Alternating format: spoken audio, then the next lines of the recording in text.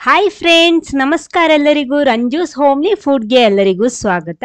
ಇವತ್ತೊಂದು ವೆರೈಟಿ ಆಗಿರುವಂಥ ಒಂದು ವ್ಯತ್ಯಸ್ತವಾಗಿರುವಂಥ ಒಂದು ರೆಸಿಪಿ ಜೊತೆ ಬಂದಿದ್ದೀನಿ ನಾನು. ಅದು ಹೆಲ್ದಿ ಆಗಿರುವಂಥ ಒಂದು ರೆಸಿಪಿ. ಬನ್ನಿ ನೋಡೋಣ ಏನು ಹೇಗೆ ಮಾಡೋದು ಅಂತೆಲ್ಲ. ಆಮೇಲೆ ಫಸ್ಟ್ ಟೈಮ್ ಈ ಚಾನಲ್ ನೋಡ್ತಿದ್ರೆ ಈ ವಿಡಿಯೋದ ಕೆಳಗಡೆ ಕಾಣುವ ಸಬ್ಸ್ಕ್ರೈಬ್ ಬಟನ್ ಕ್ಲಿಕ್ ಮಾಡಿ ಚಾನಲ್ ಸಬ್ಸ್ಕ್ರೈಬ್ ಮಾಡಿ ಸಪೋರ್ಟ್ ಮಾಡಿ.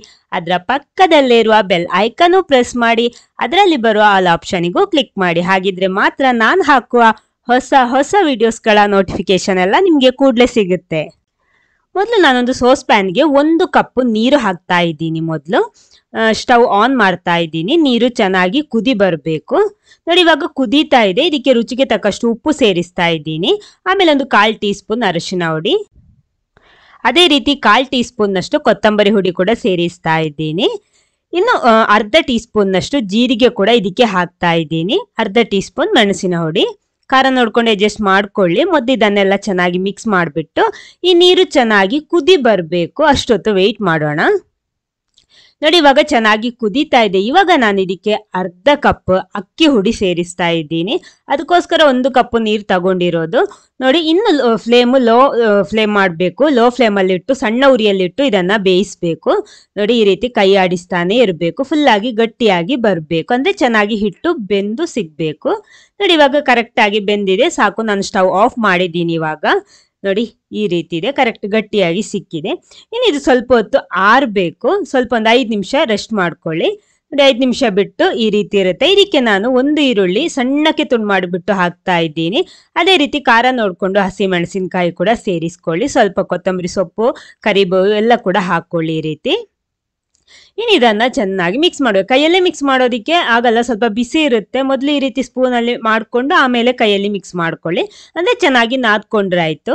ನೋಡಿ, ಇವಾಗ ಹಿಟ್ಟು ಇವಾಗ ರೆಡಿ ಆಗಿದೆ. ನೋಡಿ, ಈ ರೀತಿ ಇದೆ. ಇನ್ನು ಇದನ್ನ ಜಸ್ಟ್ ಈ ರೀತಿ ಪ್ರೆಸ್ ಮಾಡಿಬಿಟ್ಟು ಇದರ ಮೇಲ್ಗಡೆ ಒಂದು ಎಲೆನ ಇವಾಗ ಬಾಳೆ ಎಲೆ ಇಟ್ಕೊಂಡಿದ್ದೀನಿ. ಈ ರೀತಿ ಪ್ರೆಸ್ ಮಾಡ್ಕೊಳ್ಳಿ, ಅಂದ್ರೆ ಸ್ವಲ್ಪ ದಪ್ಪಕ್ಕೆ ಇದನ್ನ ಲಟ್ಟಿಸ್ಬೇಕು. ನೋಡಿ, ಈ ರೀತಿ ಇದೆ. ಪ್ರೆಸ್ ಮಾಡಿಬಿಟ್ಟು ನೋಡಿ, ಇಷ್ಟು ದಪ್ಪ ಇರಬೇಕು.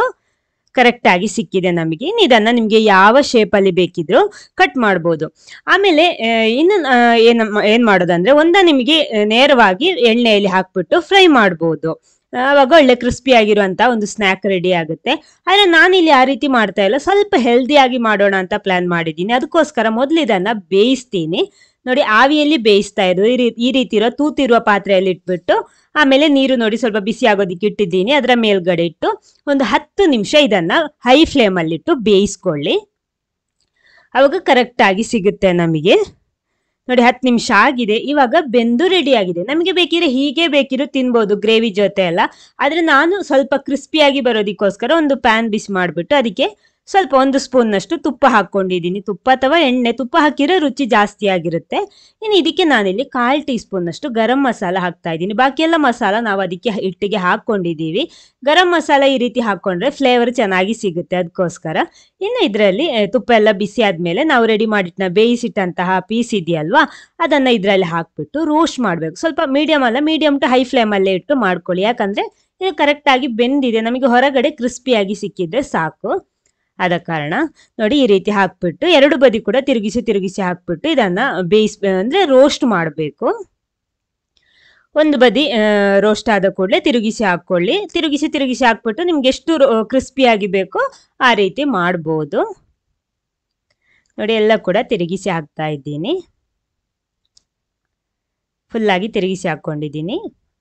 ನೋಡಿ, ಇವಾಗ 2 ಬದಿ ಕೂಡ ಚೆನ್ನಾಗಿ ರೋಸ್ಟ್ ಆಗಿ ಸಿಕ್ಕಿದೆ, ಸಾಕು. ನಾನು ಸ್ಟವ್ ಆಫ್ ಮಾಡಿಟ್ಕೊಂಡಿದ್ದೀನಿ. ಇದನ್ನ ತೆಗಿತಾ ಇದ್ದೀನಿ.